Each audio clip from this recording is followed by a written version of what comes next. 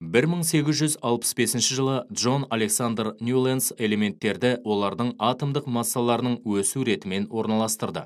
1829 жылы неміс ғалымы Йоганн Вольфганг Дюберейнер элементтерді триадаларға бөліп, яғни үш-үштен орналастыру арқылы реттеуге тырысқан. Оның триадаларының мысалдары литий, натрий, калий, кальций, стронций, барий, фосфор, мышьяк, сурьма, хлор, бром, йод. Кейін 1869 жылы орыс ғалымы Дмитрий Менделеев сол уақытта белгілі болған барлық элементтер енгізілген кестесін ұсынды. Осы кесте негізіндегі топтастырылу біраз өзгерістермен бүгінгі күнге дейін қолданылып келеді, және ол химиялық элементтердің периодтық жүйесі деп аталады.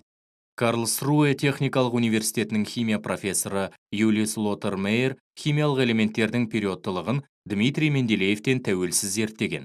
Ол химиялық элементтердің периодтық кестесінің өз нұсқасын ойлап тауып, оны 1870 жылы жариялады.